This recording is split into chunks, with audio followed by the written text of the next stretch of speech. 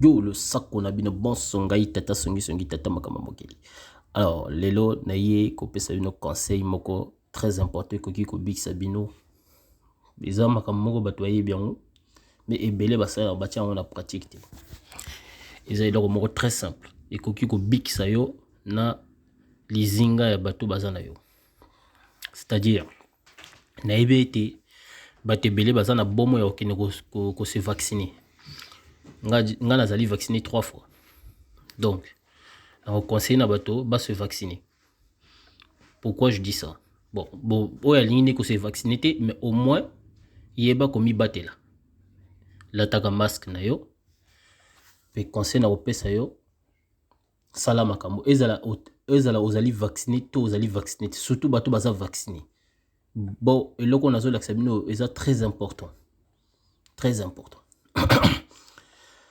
Bon, ceux qui boyoki moto à se vacciner directement comme à quoi malade vite à zu bokono vite c'est que bokono moko bezaki ya koboma na skata nzoto na ye vaccin wana bimisia ceux qui moto kufi pour na vaccin soit vaccin zaki mabe soit bokono moko be makasi ninga ko bima na nzoto ne allez vaccin na provoquant sikoyo technique on a relaxa bino eza nango simple bato ebele bayebi yango et refulaka balade ebele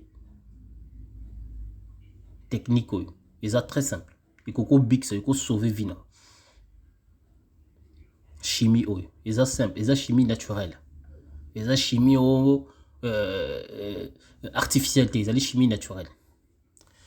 Donc premier conseil na opesa na bino bato nyonso ozala ozali vacciné to ozali vacciné te salaka sport renforcer que bokasi na yo ya nzoto salaka sport ata 5 minutes ozosala ba pompe ya 5 minutes 10 minutes soki ozokoka kosala sport te bimaka mwa libanda obimi mwa libanda otamboli apo ozongi ozwi mwa mopepe ya nzoto ya mopepe ya libanda mwa malili ekota na mwana mutu ozongi na.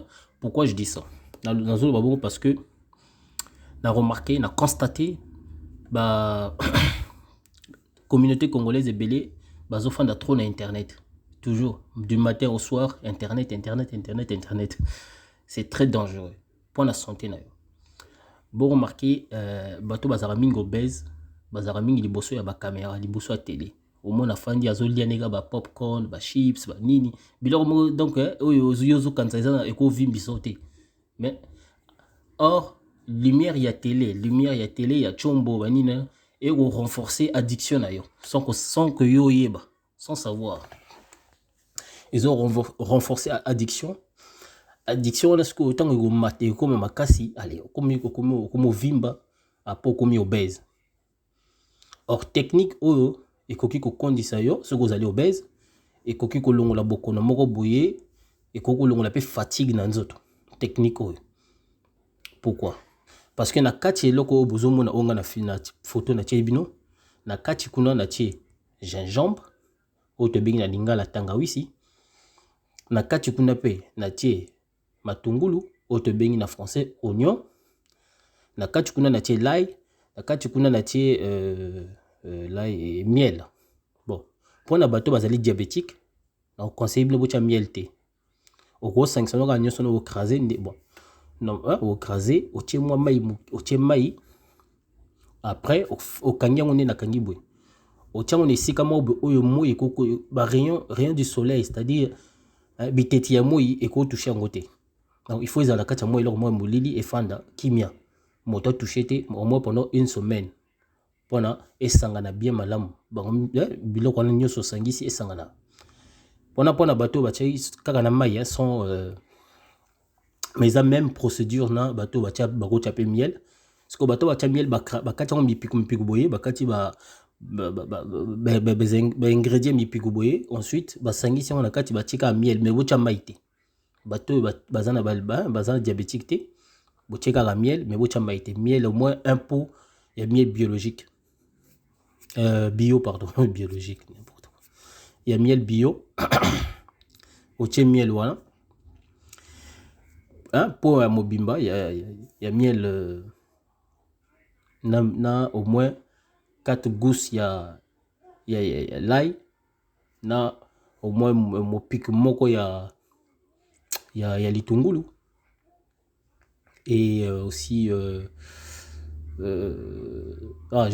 j'ai failli oublier en fait, na citron. On se met citron, pas citron, au cours de notre citron, je dis ouais, bah bon, aussi bah tiens la carte milangi tout ça, mais il y a bien pesé à la ceux qui citron, il y a okata, ouais, il y a mobimba. Au dieu citron sokoli en pendant la technique et sokola ezala lilala, ezala citron, au dieu mungwa ya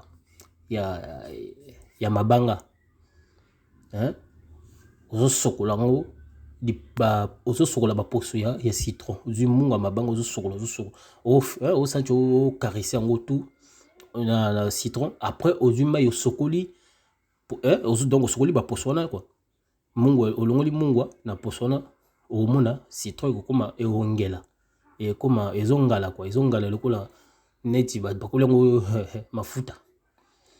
C'est que après au katango mipiku ochango na kati pe kakao, bato ya miel otie, bato ya diabétique otie ko sika ya mai.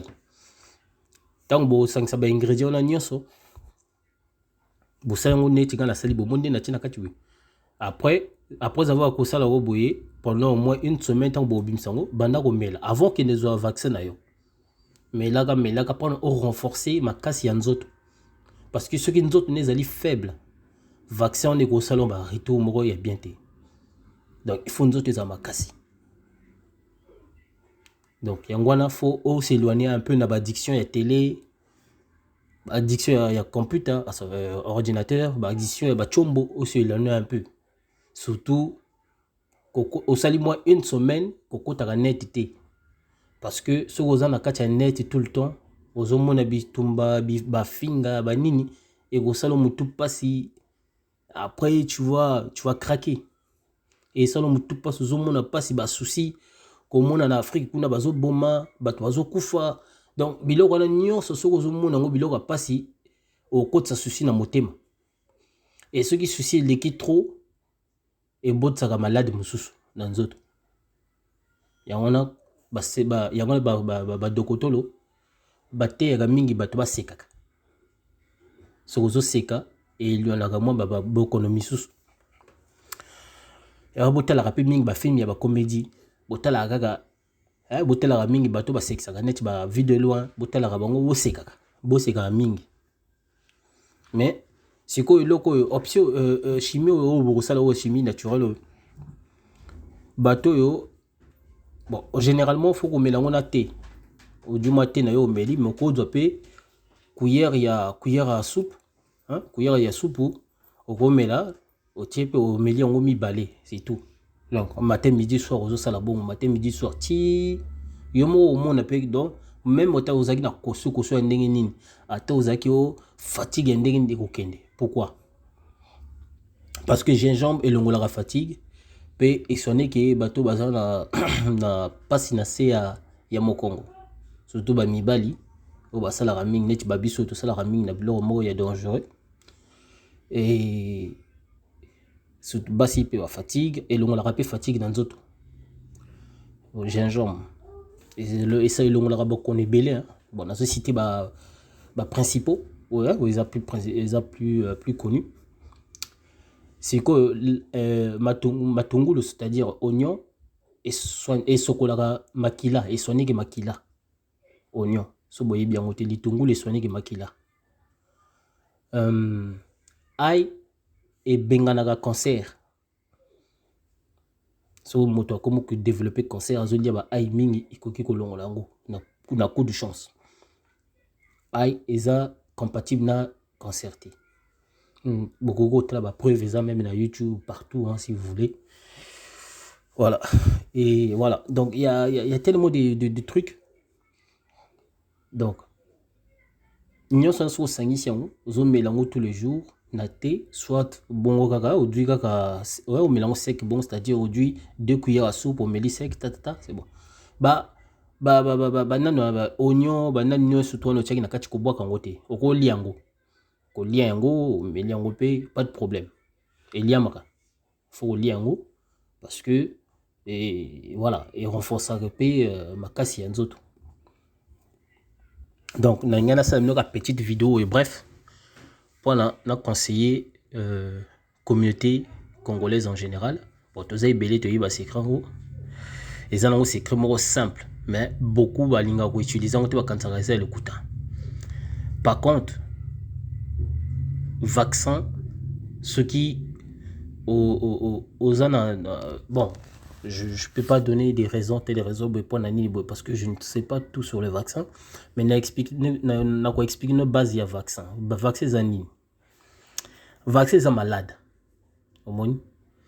omoni par exemple moto azana azobe la grippe par exemple grippe arabe la grippe siko grippe moko boizo boma bato hein par exemple on a un exemple moko banal grippe moko boye et bomaka bato ils ont virus mtezo mamoto wana siko banganga ya dokotolo banganga ya bakisi ya dokotolo ba osala nini bango bakokela malade oyo ekoka attaquer malade oyo ezadia na nzoto na yo yango babenga ngo vaccin. Vous comprenez?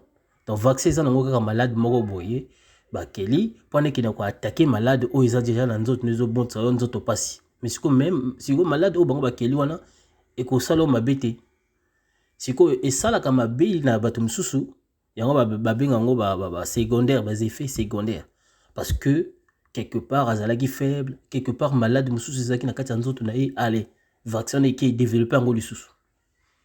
C'est pour ça nga nazo conseiller bino bo sala ka mingi sport bo bimaka mingi libana bo zwa mo pepele bo selone ke mingi na ba biloko ya internet koyoka ka mingi ba koswana banini tout ça et ko lembisa bino na ndenge mo ya kosakana te.